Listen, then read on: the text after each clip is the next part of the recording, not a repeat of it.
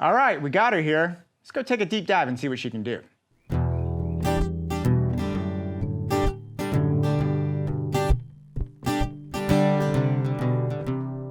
Okay guys, we are back now with the Alexa Mini LF, and this is such an amazing camera. I'll be honest, I could probably do 15 videos and not get into everything that this camera can do.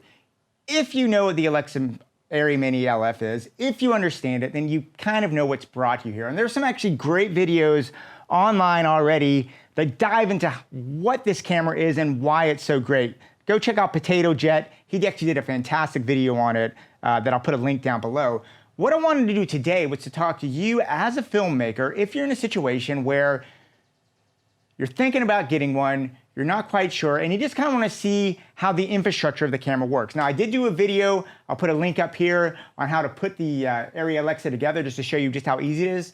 Today, what I want to do is to kind of go into the guts of the camera and kind of show you how fast it is to work and just how simple it is to work. This may be the industry standard for film cameras, but one of the things that I love about Arri is that I think just about everyone who works at Arri appreciates and loves, they are so intuitive and simple.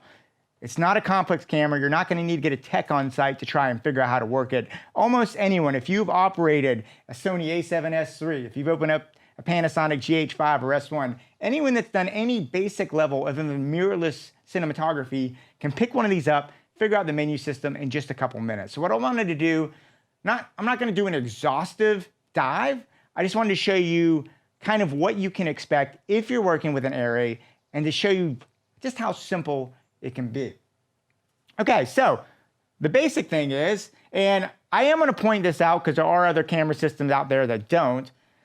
It's a simple thing, but the Arri has an on-off switch.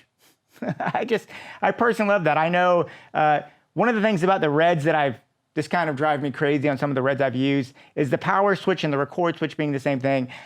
I just think that's weird, and I think it's an appreciated thing. Now to cut this on, you literally just hold it down for a few seconds, and then the Arri will power on. It pops back on. It takes about 3 or 4 seconds for it to come on. Now, as you're doing that, you'll basically come here to the EVF, and I'll have that here. The EVF is the heart and soul for you of the Arri. Is an HD OLED, beautiful resolution, super easy to work. The other thing about it is Arri has actually taken these things and manufactured them to such a degree, they actually have a little heating coil in there that keeps them from getting fogged up. So what that means is that you can always use this. This thing's always ready to go. It's always amazing. It's one of the things about Arris that are amazing in general. They actually have built-in cooling and heating components into the camera itself by the sensor. So if you're in the Arctic or you're in the Sahara, the camera will always work. You don't need to calibrate it. It's always good to go. It's truly one of the most amazing things about the Arri cameras. But back to the EVF. If you see the EVF, you can sit there, and if you are the camera operator, I can pop right in. I get a beautiful display right here. I can see that. I have a little dial here, a joystick that you can see, allows me to control my menu with a single button.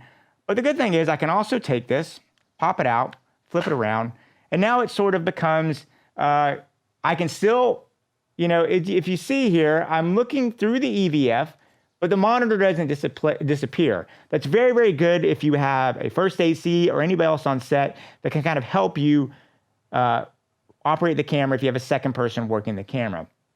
Now, the controls are very, very intuitive. You have buttons on the top there, and you can just sit there and set everything in there. And I'll go into those in a minute when we get in there. There's also a basic menu system I'll go in there. And that leads me to, before I get into the systems, I just want to talk about what's on the body here. The other thing that's great, let's say for some reason you're on a gimbal, you're on a drone, and you need to take these off. You can't have the EVF for whatever reason.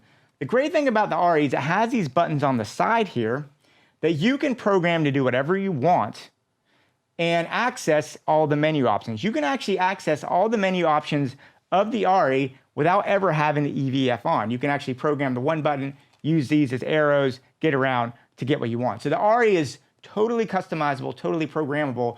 You can really take advantage of that tiny body by taking everything off, even the EVF, and you still have access to it, which is actually a really, really great benefit. On the back of it, you can kind of see we have a time code jam. We have 2 SDI outs, which is really, really great. This allows you to, let's say you have one monitor on set that has an HDR monitor and you want to have a different set of things. You can actually put different looks through these different SDIs to give people different looks. So if you have a client on set, maybe they need a look that you want to get them a nice kind of steady look. They may want something, maybe the director wants to have a different look. Maybe you have an HDR monitor and an SDR monitor. You can use these outputs to do different things. It's really, really great like that. There's also a sync in, and then you have your battery out. It's a very, very simple system.